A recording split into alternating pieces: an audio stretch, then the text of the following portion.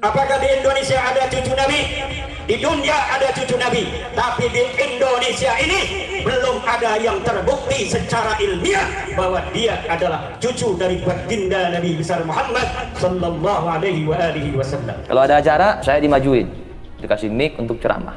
Cuman sebelum ceramah itu saya dikasih arahan, ya, dikasih arahan untuk apa? Untuk membahas ceramahnya seputar mencintai Habib, supaya kalau didaliri nanti gampang. Tapi kalau dia mengaku cucu baginda Nabi, kemudian datang untuk memecah belah umat Islam, maka kita akan uji sampai mana kebenaran bahwa dia cucu Nabi, baik secara ilmu nasab, secara silsilah dari kitab-kitab abad ke-5, abad ke-6, abad ke-7, abad ke-8, abad ke-9 Hijriah. Kita jadikan pedoman untuk mengukur keabsahan daripada nasab seseorang yang mengaku sebagai cucunya baginda Nabi. Kalau secara silsilah dari kitab-kitab yang terpercaya dia terkonfirmasi sebagai cucu baginda Nabi, baru kita percaya dia sebagai cucu baginda Nabi. Apalagi kalau berani tes DNA seperti keturunan daripada Syekh Abdul Qadir Al-Jilani.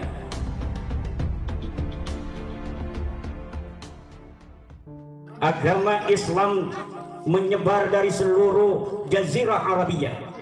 Untuk pertama kalinya dalam sejarah dunia, orang Arab bersatu dalam satu bendera, yaitu bendera Nabi besar Muhammad sallallahu alaihi wasallam.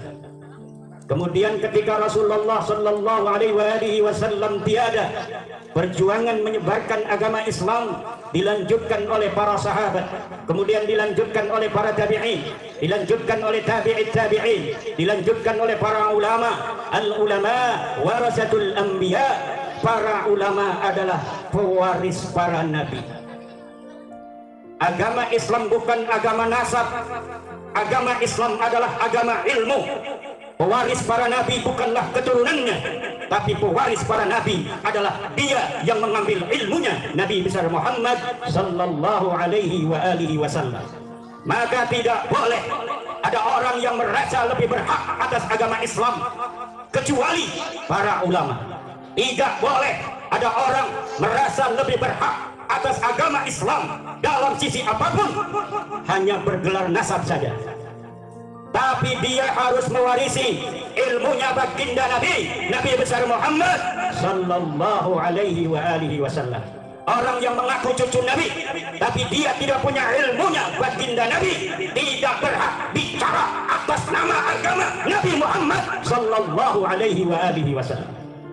Yang berhak bicara tentang agama Islam adalah pewarisnya baginda Nabi, yaitu para ulama, para kiai, orang-orang yang mengambil dari baginda Nabi mustika-mustika ilmunya baginda Nabi, jailan an jailin, khalafan an khalafin, dari satu generasi ke generasi yang lainnya, dari satu guru ke guru yang lainnya. Selain para ulama, tidak boleh ada orang yang berbicara tentang Islam tanpa dia punya ilmu baginda Nabi besar Muhammad sallallahu alaihi wasallam. Apakah di Indonesia ada cucu Nabi? Di dunia ada cucu Nabi, tapi di Indonesia ini belum ada yang terbukti secara ilmiah bahwa dia adalah cucu dari baginda Nabi besar Muhammad sallallahu alaihi wasallam. Sayyidina Syekh Abdul Qadir Al-Jilani radhiyallahu an, yang malam hari ini kita hauli beliau sebagai Sultanul Aulia, sebagai ulama besar, adalah cucu dari baginda Nabi besar Muhammad sallallahu alaihi wasallam. Walaupun dalam sisi silsilah dipermasalahkan oleh para ahli nasab, tetapi itu semua karena apa? Karena baginda Sayyidina Syekh Abdul Qadir Al-Jilani semasa hidupnya tidak pernah mengaku-ngaku sebagai cucu baginda Nabi. Kemudian ketika beliau wafat, maka anak cucunya menulis nasab yang diketahui daripada kakeknya ini dan diragukan oleh ahli nasab. Tetapi hari ini, beberapa bulan yang lalu, cucu-cucu beliau yang ada di Syria sudah mengadakan tes DNA, uji DNA, yang menyatakan bahwa betul terkonfirmasi secara ilmiah bahwa keturunan daripada Sayyidina Syekh Abdul Qadir Al-Jilani radhiyallahu anhu wa quddisa sirruh adalah cucu dari baginda Nabi besar Muhammad sallallahu alaihi wasallam. Maka siapa saja yang mengaku sebagai cucu baginda Nabi ingin dipercaya, silahkan adakan tes DNA dan kita akan percaya kalau DNA-nya sesuai dengan DNA orang Arab, sesuai dengan DNA Bani Hashim, sesuai dengan DNA daripada Bani Abi Thalib, ayah daripada Sayyidina Ali karramallahu wajhah. Karena apa, saudara-saudara?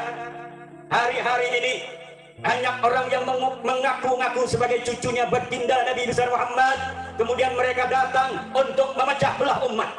Ini sudah sampai kepada titik yang sangat mengkhawatirkan. Ulama selama ini diam. Kenapa? Karena selama ini belum ada indikasi umat Islam terbelah. Kalau dia ngaku cucu Nabi untuk mempersatukan Islam, urusan ngakunya pada cucu Nabi itu urusan dia dengan Allah. Tetapi mempersatukannya itu ada nilai manfaatnya.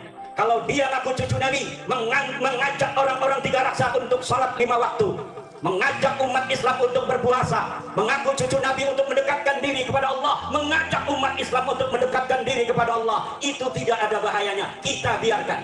Tapi kalau dia mengaku cucu baginda Nabi, kemudian datang untuk memecah belah umat Islam, maka kita akan uji sampai mana kebenaran bahwa dia cucu Nabi, baik secara ilmu nasab, secara silsilah dari kitab-kitab abad ke-5, abad ke-6, abad ke-7, abad ke-8, abad ke-9 Hijriah. Kita jadikan pedoman untuk mengukur keabsahan daripada nasab seseorang yang mengaku sebagai cucunya baginda Nabi. Kalau secara silsilah dari kitab-kitab yang terpercaya, dia terkonfirmasi sebagai cucu baginda Nabi, baru kita percaya dia sebagai cucu baginda Nabi. Apalagi kalau berani tes DNA seperti keturunan daripada Syekh Abdul Qadir Al-Jilani. Tapi kalau orang yang sudah tidak terkonfirmasi sebagai cucunya baginda Nabi, kemudian datang ke umat Islam untuk memecah belah umat Islam, dia mengaku-ngaku cucu Nabi di hadapan publik, ini punya konsekuensi besar terhadap agama Nabi besar Muhammad sallallahu alaihi wasallam.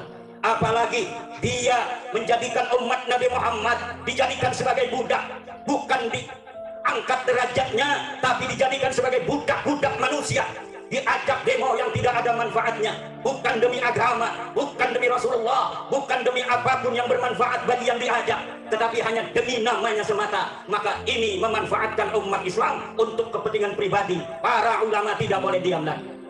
Para ulama harus menyelamatkan umat Muhammad sallallahu alaihi wasallam yang telah diperdekakan oleh Muhammad sallallahu alaihi wasallam. Ulama sebagai pewaris memiliki tanggung jawab untuk menjaga umat Islam ini dari perbudakan manusia. Kalau dia mengaku cucu Nabi di hadapan publik untuk memecah belah, boleh bagi siapa yang mendengarnya untuk datang ke polisi untuk melaporkan dia melakukan kebohongan publik, biar diuji di pengadilan apa betul dia sebagai cucu baginda Nabi besar Muhammad sallallahu alaihi wasallam. Tapi kalau dia hanya mengaku cucu Nabi, mengajak orang untuk sholat, mengajak orang untuk puasa, mengajak orang untuk bersatu, mengajak orang untuk memuliakan ulama, maka kita biarkan. Tapi kalau indikasinya sudah mau memecah umat Islam, apalagi memecah belah antar suku, memecah belah bangsa Indonesia yang dari Sabang sampai Merauke sudah 70 tahun merdeka, di dalam suka dan duka kita bisa membawa Indonesia sampai hari ini. Tidak ada perang saudara, kalaupun ada kecil sekali frekuensinya. Namun sekarang ada upaya-upaya untuk mengadu domba antara umat Islam dengan umat Islam lainnya, memecah belah antara satu umat Islam dengan kelompok umat Islam lainnya. Ini tidak boleh dibiarkan oleh para ulama, tidak boleh dibiarkan oleh para santri. Para ulama harus ngomong, para ulama harus bersuara untuk menjaga iman, menjaga persatuan umat Islam Indonesia yang kita cintai, yang bagi seluruh para santri Nahdlatul Ulama mempunyai tanggung jawab besar untuk menjaganya, seperti apa yang diamanahkan oleh Mbah Hasyim Asy'ari, yang diamanahkan oleh ulama-ulama Nahdlatul Ulama, bahwa NKRI ini adalah warisan yang harus dijaga, tidak boleh dipecah belah lagi. Tidak boleh ada upaya untuk memecah belah antar umat Islam, tidak boleh ada upaya untuk menjauhkan para kaum muslimin dari ulama. Ini indikasi menjauhkan umat Islam dari ulama pun sudah ada, untuk dia mengambil para umat ini untuk dijadikan budak-budaknya, kemudian diajak untuk berdemo, diajak untuk berbuat sesuatu yang dapat mengganggu keamanan dan ketertiban bangsa Indonesia. Tidak ada manusia yang merasa lebih tinggi dari manusia lainnya kecuali dengan ilmu. Tidak ada yang lebih merasa mulia kecuali dengan takwa. Itulah ajaran agama Allah. Inna akramakum indallah atqakum. Sesungguhnya yang paling mulia di antara kalian adalah orang yang paling bertakwa. Kalau mau mulia, bertakwalah. Kalau mau tinggi pangkatnya, maka berilmulah. Yarfa'illahu alladhina amanu minkum walladhina utul ilma darajah. Selain takwa dan ilmu dalam agama Islam tidak dicatat. Kalau dia pengen mulia, bertakwalah. Kalau dia sholat, kalau dia puasa, amar ma'ruf nahi mungkar, maka dia akan menjadi orang yang mulia. Bukan karena nasabnya, tapi karena takwanya. Tinggi pangkatnya, bukan karena nasabnya, tetapi karena ilmunya. Ini yang harus diajarkan kepada umat Islam seluruh Indonesia. Anak-anak kita tidak boleh belum apa-apa sudah pesimis karena banyak ajaran-ajaran nasab. Semuanya bicara nasab. Kalau mau ngomong nasab, tuh Ketua PCNU Kabupaten Tangerang, cucu Sultan Maulana Hasanuddin Kiai Encep Subandi. Pernah enggak kalian mendengarkan? Anda dengarkan kalian bahwa Kiai Encep mengaku-ngaku di hadapan publik bahwa dia cucu daripada Sultan Hasanuddin. Mungkin orang Tiga Raksa aja nggak ada yang tahu. Kenapa? Karena bagi ulama tidak ada nasab itu diunggulkan. Bahkan dia tawaduk, penuh dengan takdim kepada umat, penuh takdim kasih sayang kepada umat. Itulah yang diajarkan. Bukan belum apa-apa bicara nasab, bukan belum apa-apa orang harus hormati saya karena saya cucu dan raja, karena saya cucunya raja, karena saya turunannya baginda. Tidak boleh ada yang demikian lagi di negara Republik Indonesia. Selain tidak ada ajaran Islamnya, tidak sesuai dengan Pancasila, sila kedua, kemanusiaan yang adil dan beradab.